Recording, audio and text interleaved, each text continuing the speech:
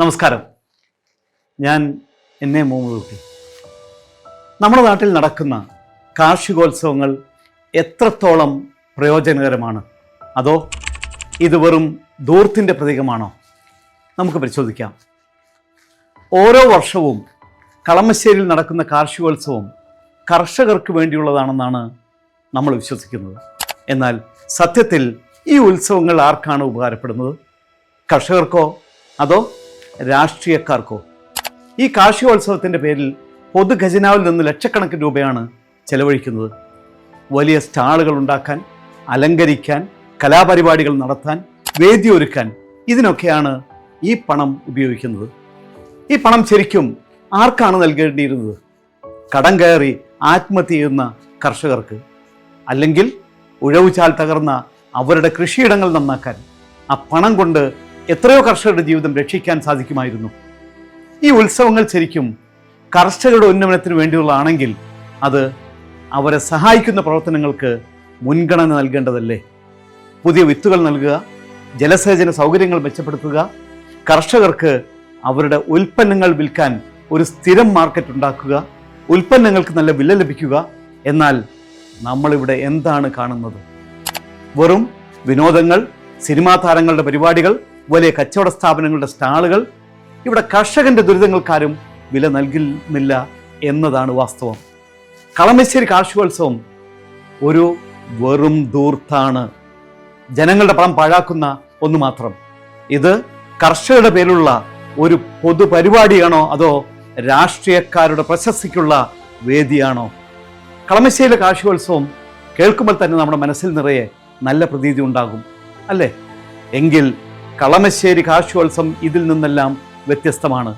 പേരിന് പോലും കാർഷിക സ്റ്റാളുകളോ, ചെടികളുടെ സ്റ്റാളുകളോ, പൂക്കളുടെ സ്റ്റാളുകളോ, വിത്തുൽപ്പന്നങ്ങളോ, ജൈവവള പ്രദർശനങ്ങളോ, കൃഷി ഉപകരണങ്ങളോ ഇവിടെ ഇല്ല. ആകെ ഉള്ളത് സഹകരണ സംഘ ബാങ്കുകളുടെയും കുടുംബശ്രീയുടെയും കയർഫെഡിൻ്റെയും സ്റ്റാളുകളും ഭക്ഷ്യമേളകളും കോടികൾ മുടക്കി നടത്തുന്ന സെലിബ്രിറ്റികളുടെ കലാപരിപാടികളും. കോടികൾ മുടക്കി സർക്കാർ വലിയ ആഘോഷങ്ങളായി നടത്തുന്നു. പക്ഷേ ഒരു നിമിഷം നമുക്ക് ചിന്തിക്കാം, ഈ മേളകൾ ശരിക്കും ആർക്ക് വേണ്ടിയാണ്? നമ്മുടെ കർഷകർക്ക് വേണ്ടിയാണോ അതോ വെറും കാഴ്ചക്കാർക്ക് വേണ്ടിയുള്ള ഒരു ഷോ മാത്രമാണോ? കൃഷി വകുപ്പിൽ ഇത്രയധികം ജീവനക്കാർ ഉണ്ടായിട്ടും വർഷാവർഷം ഇങ്ങനെയുള്ള വലിയ ആഘോഷങ്ങൾ നടത്തിയിട്ടും നമ്മുടെ കർഷകർക്ക് എന്തുന്നമനമാണ് ഉണ്ടാകുന്നത്?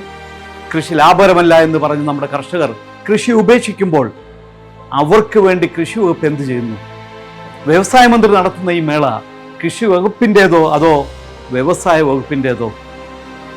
അതോ കൃഷി വകുപ്പ് പേരിനൊരു മേള നടത്തി കൈ കഴുകുകയാണോ? ശരിക്കും നമ്മുടെ കാർഷിക മേഖലയ്ക്ക് ഒരു കൈത്താങ് നൽകുന്നുണ്ടോ? കാഴ്ചയിൽ ഈ മേളകൾ ഗംഭീരമാണ്, പക്ഷേ ഈ ആഘോഷത്തിന് മറുവശമുണ്ട്. അതെന്താണ്? ഒരു കർഷകനെ സംബന്ധിച്ച് ഈ മേളകൾ അവൻ്റെ ജീവിതത്തിൽ എന്ത് മാറ്റമാണ് ഉണ്ടാക്കുന്നത്? ഈ പണം നമ്മുടെ കർഷകർക്ക് നേരിട്ട് സഹായം നൽകാൻ ഉപയോഗിച്ചാൽ, കൃഷിക്കാവശ്യമായ വിത്തും വളവും കുറഞ്ഞ വിലയ്ക്ക് നൽകിയാൽ, വിള നശിച്ചുപോയ കർഷകന് നഷ്ടപരിഹാരം നൽകിയാൽ, ഈ മേളകൾ നടത്തുന്നതിനേക്കാൾ എത്രയോ ഗുണം ചെയ്യുമായിരുന്നു, അല്ലേ? കുട്ടനാട്ടിലെ നെല്ലുൽപാദകരുടെ വിളകൾ ഏറ്റെടുക്കാതെ, അവർ കൃത്യമായി പണം നൽകാതെ അവരുടെ കൃഷി നശിക്കുമ്പോൾ അവരെപ്പോലുള്ള കർഷകരെ സർക്കാർ സംരക്ഷിക്കേണ്ടേ? അവർക്ക് ആശ്വാസം നൽകണ്ടേ? കണക്കുകൾ പ്രകാരം 1962 കാലഘട്ടത്തിൽ നടന്ന സർവേയിൽ ഏകദേശം 76 മുതൽ 80% വരെയുള്ളവർ കർഷകരും കൃഷിയെയും ആശ്രയിക്കുന്നവരും ആയിരുന്നു. പിന്നീടത് 1996 ആകുമ്പോഴേക്കും ഏകദേശം 50%-ലേക്ക് കൂപ്പുകുത്തി. എന്നാൽ ഇന്ന് ആ കണക്ക് നോക്കുകയാണെങ്കിൽ 35% എന്ന മൃഗീയമായ സംഖ്യയിലേക്ക് അത് താന്നിരിക്കുന്നു. 1967 EMS സർക്കാർ ഹരിത വിപ്ലവം പ്രഖ്യാപിച്ചതിൻ്റെ ഭാഗമായി അക്കാലത്ത് കൃഷിയുടെ വളർച്ചയിൽ വലിയ മാറ്റങ്ങൾ ഉണ്ടായി. വിവിധ ജലസേചന പദ്ധതികളുണ്ടായിരുന്നു. അന്ന് EMS സർക്കാർ ഭൂപരിഷ്കരണം, കാർഷിക ബന്ധ ബിൽ, മിച്ചഭൂമി വിതരണം, കുടികിടപ്പവകാശ സംരക്ഷണം, കേര വികസന ബോർഡ്, നാഷണൽ സേജ് കോർപ്പറേഷൻ തുടങ്ങി 40ഓളം കോർപ്പറേഷനുകൾക്ക് രൂപം നൽകി. പിന്നീട് മാറി വന്ന സർക്കാർ ഈ മേഖലയെ ശ്രദ്ധിക്കാതെ ഒരു കൃഷി വകുപ്പിന് കീഴിൽ തന്നെ വ്യത്യസ്ത പ്രൊജക്റ്റുകൾ ഉണ്ടായിട്ടും ഏറ്റെടുത്ത് നടത്താൻ സാധിക്കാത്തത് എന്തുകൊണ്ട്? എല്ലാ പഞ്ചായത്തുകൾക്കും ഓരോ കൃഷിഭവനുകളുണ്ട്. ഇവിടെ കൃഷി ഓഫീസർ മുതൽ ഏറ്റവും കുറഞ്ഞത് 5 മുതൽ 8 സ്റ്റാഫുകളുമുണ്ട്. ഇത്രയധികം സംവിധാനങ്ങൾ ഉണ്ടായിട്ടും എന്തുകൊണ്ടാണ് ഒരു പഞ്ചായത്തിൽ പോലും കൃഷി വ്യാപിപ്പിക്കാൻ പറ്റാത്തത്? കേരളത്തിൽ 941 പഞ്ചായത്തുകളും 87 മുനിസിപ്പാലിറ്റികളും 6 കോർപ്പറേഷനുകളും കൂട്ടിയാൽ ഏകദേശം 10,000-ലധികം ജീവനക്കാർ കൃഷി വകുപ്പിന് കീഴിൽ ജോലി ചെയ്യുന്നുണ്ട്. ഇവരുടെയൊക്കെ ശമ്പള കണക്കെടുത്താൽ തന്നെ അത് കോടികളാണ്. എന്നിട്ടും എന്ത് സേവനമാണ് കർഷകർക്ക് നൽകുന്നത്? എന്ത് ഉന്നമനമാണ് കാർഷിക മേഖലയ്ക്ക് ഉണ്ടായത്? മണ്ണിൻ്റെ ഘടനയെക്കുറിച്ച് പോലും പഞ്ചായത്തിലെ നിവാസികളെ ബോധവാന്മാരാക്കാൻ എന്തുകൊണ്ട് ഇവർക്ക് കഴിയുന്നില്ല? ഇപ്പോഴും എന്തിനാണ് നമ്മൾ അന്യ സംസ്ഥാനങ്ങളെ ആശ്രയിക്കുന്നത്? കൃഷി ഇവിടെ സാധ്യമാകാഞ്ഞിട്ടോ അതോ നമുക്ക് കർഷകരില്ലാഞ്ഞിട്ടോ? ഓരോ കോർപ്പറേഷനുകളും ഭരിക്കുന്ന രാഷ്ട്രീയ പാർട്ടികളിൽ നിന്നും നിയമിക്കപ്പെടുന്ന ചെയർമാൻമാർ, ഡയറക്ടർമാർ, അവരുടെ ഓഫീസ് സംവിധാനങ്ങൾ, വാഹനങ്ങൾ, സ്റ്റാഫുകൾ, മറ്റ് ചിലവുകൾ എന്നിവ നൽകി നഷ്ടത്തിൽ പ്രവർത്തിക്കുന്ന ഈ കോർപ്പറേഷനുകളെ എന്തിനു നാം നിലനിർത്തണം? മറ്റു വകുപ്പുകളെ പോലെ 2-3 അത്യാവശ്യ കോർപ്പറേഷനുകൾ നിലനിർത്തി ബാക്കിയുള്ളവ അടച്ചു പൂട്ടിക്കൂടെ? സാമ്പത്തിക പ്രശ്നങ്ങളിൽ പെട്ടുഴലുന്ന സർക്കാർ എന്തിനാണ് ഇത്തരത്തിൽ രാഷ്ട്രീയക്കാരെ പോറ്റുന്നതിന് വേണ്ടി ഇവ നിലനിർത്തുന്നത്? നമ്മുടെ നാട്ടിലെ ഒരു കർഷകനോട് ചോദിച്ചാൽ അവൻ്റെ പ്രധാന പ്രശ്നം ഈ മേളകളല്ല. ഉൽപ്പന്നങ്ങൾക്ക് ന്യായമായ വില കിട്ടുന്നില്ല, കാലാവസ്ഥ വ്യതിയാനം കാരണം കൃഷി നശിക്കുന്നു, സാമ്പത്തിക സഹായം ലഭിക്കുന്നില്ല. ഇങ്ങനെയുള്ള പ്രശ്നങ്ങൾ അവന് വേട്ടയാടുമ്പോൾ കോടികളുടെ മേളകൾ ഒരു താൽക്കാലിക ആശ്വാസം പോലും കർഷകർക്ക് നൽകുന്നില്ല. ഈ ചോദ്യങ്ങൾക്കുള്ള ഉത്തരം നമ്മുടെ ഭരണാധികാരികളാണ് നൽകേണ്ടത്.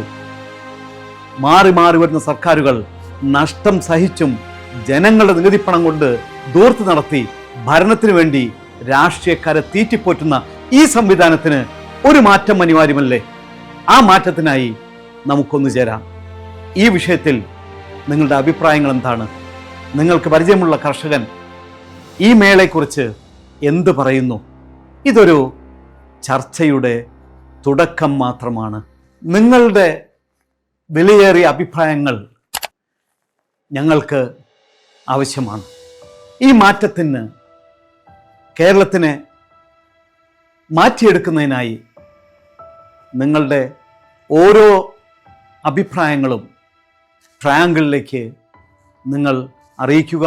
Triangle, triangle, triangle.